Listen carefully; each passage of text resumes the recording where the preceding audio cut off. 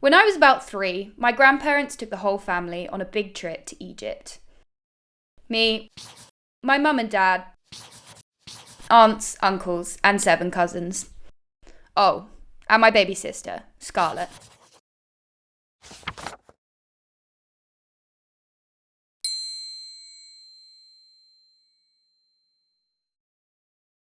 Scarlett had wiggled her way onto the scene about a year before. And despite me making my feelings on the matter absolutely crystal clear, it looked like my parents had no intention of getting rid of her anytime soon. So one day while I was out shopping with my mum, I decided I had to take matters into my own hands. I waited until the coast was clear, snuck up to her pram, and bit her on the forehead as hard as I could.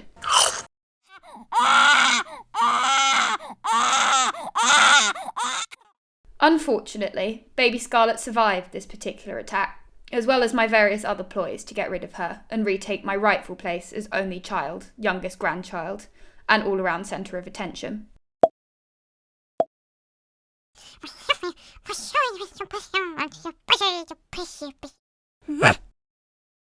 So yes, despite my best efforts, she was there on the trip to Egypt too.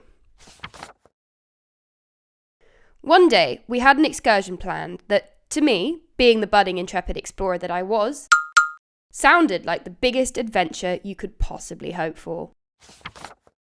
We were going to get on a boat and sail to the impossibly exciting sounding Banana Island. Unfortunately, my trip to this tropical paradise was sabotaged by the greatest injustice any 3-year-old could ever face. Mama had decided, for reasons she now claims she can't remember, that I was tired and had to stay behind with her and have a nap instead. But guess who did get to go along with all the big kids and grown-ups to the beautiful Banana Island, even though she was a literal baby?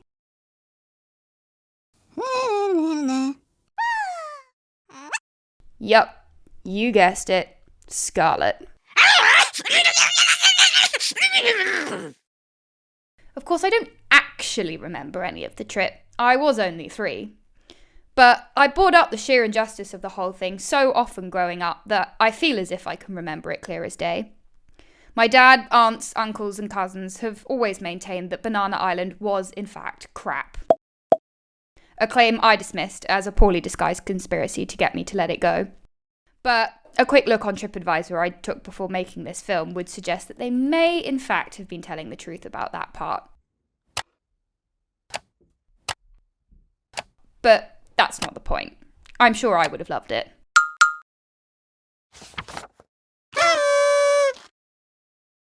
Over the next few years, I started to come round to the idea of having a sister. I decided to take a leaf out of my childhood heroes book and make the most of having a naive little sidekick to do my evil bidding.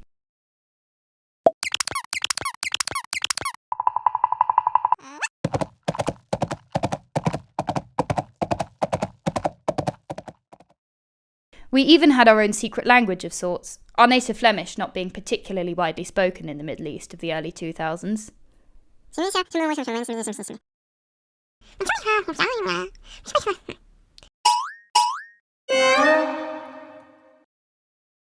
That doesn't mean I necessarily always wanted to play with her. As she loves to remind me during squabbles to this day, I once made her pay me for that particular privilege.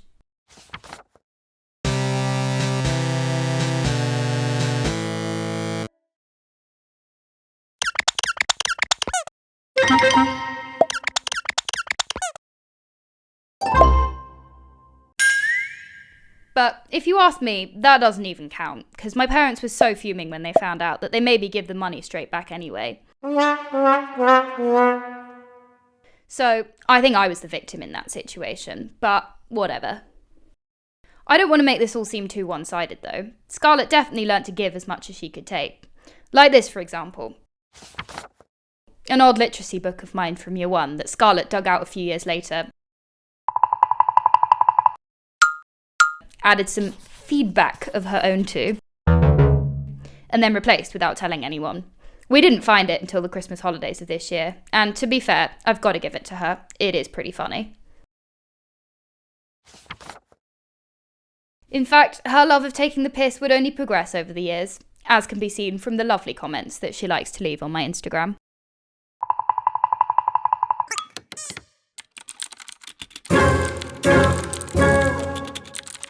And if she's not commenting on my Facebook wall, she'll just do it on the actual wall. Sometimes though, Scarlett can use her creative and expressive talents for good. Like when she's making my birthday cards. Or this painted shoebox she made me after a breakup.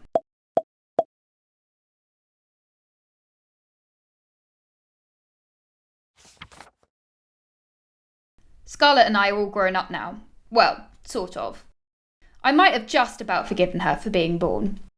It turns out that she was useful for some things, like sleeping on the outside of the bed as a kind of human shield between me and any suspected monsters or murderers when we were kids.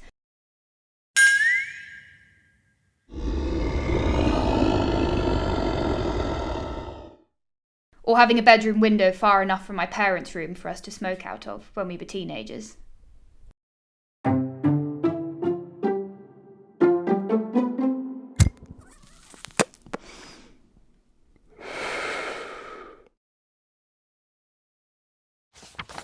We do still get scrappy with each other though, although it's almost all play fighting these days.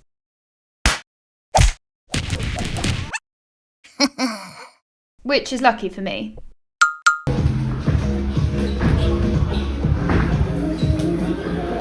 Sometimes though, my parents think we take it too far.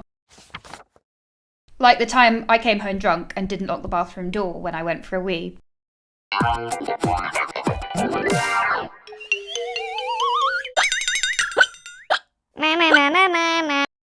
Leaving Scarlett free to run into the bathroom with her duvet, throw it over my head, pick me up off the toilet and chuck me down the stairs. Which, to be fair, was one of the funniest things I think she's ever done.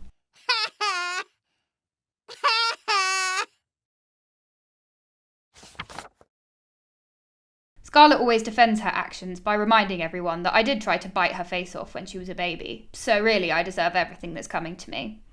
To which I'll reply, yeah, but you got to go to Banana Island.